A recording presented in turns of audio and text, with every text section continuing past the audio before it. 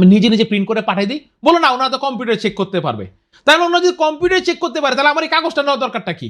এখন এই কাগজটা আনতে গেলে এবার মানুষ বুঝে 20,000 থেকে 1 লাখ টাকা।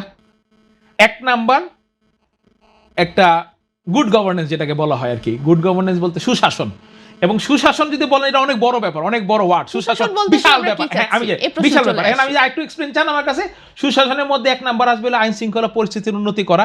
এই যে রাস্তাঘাটে ইচ্ছা হলে বের হয়ে যাওয়া, ইচ্ছা হলে আমি গাড়ি ভাঙচুর করা, ইচ্ছা হলে প্লাস এই ছোট ছোট চুরি, ছোট ছোট হাইজ্যাক।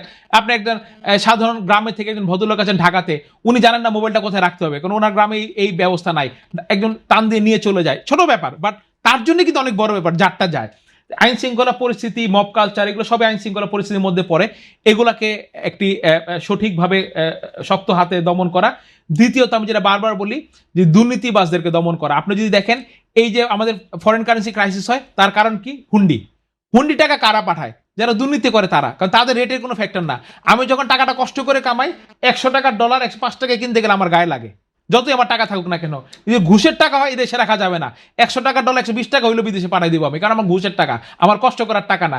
ফলে ওই বৈদেশিক মুদ্রা থেকে শুরু করে আপনি যদি বলেন এই মাস্তান পালা, এই যে চাঁদা দেওয়া, এগুলো কারা দেয়? এগুলো যারা ঘুষ দুর্নীতি করে কামায় তারা দেয়, কারণ তাদের গায়ে লাগে না, টাকার মূল্য নাই।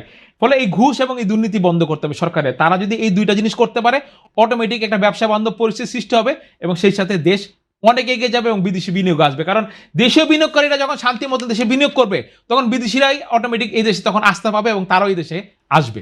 একমাত্র স্মার্ট সিটি বসুন্ধরা, আধুনিকতায় এক ধাপ এগিয়ে। আপনারা নীতিগত সহায়তা নিয়ে কথা বলছিলেন, আপনারা কি কি নীতিগত সহায়তা চান? নীতিগত সহায়তা বলতে অনেক ব্যাপার, যেমন আপনি যদি বলেন আমরা 1 নম্বরে চাই বন্ড এবং কাস্টমসের আমাদের যে পরিমাণ হয়রানির আমাদের শিকার হতে হয়। কি কি হয়রানির শিকার হতে হয় এবং ওখানে কি ধরনের আচ্ছা, আমি যদি আপনাকে একটা ছোট্ট একটা উদাহরণ, একদম ছোট উদাহরণ দিই, বড়গুলো আমি আর বলবো না, বড়গুলো অনেক বড় ব্যাপার। আমি একদম ছোট্ট একদম মিনিমাম, সরকার এই দুর্নীতি থেকে বাঁচার জন্য বর্তমান, আমি আবার একটু বলে রাখি মাঝখান দিয়ে, বর্তমান এনবিআর চেয়ারম্যান সাহেব কিন্তু খুব ভালো, উনি খুবই চেষ্টা করছেন। আচ্ছা, এবং এনবিআর অনেক ভালো ভালো অফিসার আছেন, সবাই তো খারাপ না, সবাই খারাপ হলে হয়তো এটা ধ্বংস হয়ে যেত। ধরেন তার একটা ভালো সিদ্ধান্ত নিল সিবিএমএস, কাস্টমস বন্ড ম্যানেজমেন্ট সিস্টেম, কারণ বন্ড ম্যানেজমেন্টে অনেক অনেক ঘুষ দুর্নীতি হয়, তো আমরা এটাকে বন্ধ করবো। ছোট্ট উদাহরণটা কি করা হলো, টোটাল অটোমেশন, টাকাটাও আপনি অনলাইনে জমা দিবেন, কারোর সাথে কোনো দেখা করার দরকার নেই। বন্ডের কর্মকর্তারা আবার কি নিয়ম করে দিল, এই টাকাটা যে জমা দিয়েছেন সব আপনি অনলাইনে সাবমিট করছেন, টাকা যে জমা দিয়েছেন অনলাইন স্লিপ, এটা তাদের এখানে সাবমিট হয়ে গেছে অলরেডি, বিকজ অটোমেটেড না। ওই স্লিপের একটা ম্যানুয়াল কপি নিয়ে প্রিন্ট করে আপনি ওইখানে গিয়ে একটা রেজিস্টার্ড খাতায় তুলবেন।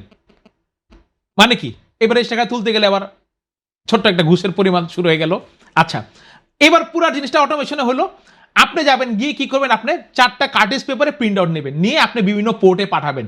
তাই আমি বললাম যে যদি ওই পোর্টে আমি নিজে নিজে প্রিন্ট করে পাঠিয়ে দিই, বলো না ওনারা তো কম্পিউটার চেক করতে পারবে। তাহলে ওনারা যদি কম্পিউটার চেক করতে পারে তাহলে আমার এই কাগজটা নেওয়ার দরকারটা কি?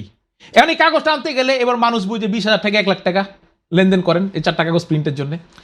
এই যে আমি যে বললাম, যে আপনি যে বললেন যে কোথায় সমস্যা, আমি সবচেয়ে ছোটটা দিলাম, যেটা অটোমেশন হয়ে গেছে, হয়ে যাওয়ার পরও কি আছে, বাকিগুলো আমি আর বললাম না, আপনাকে ছোট্টটা বললাম।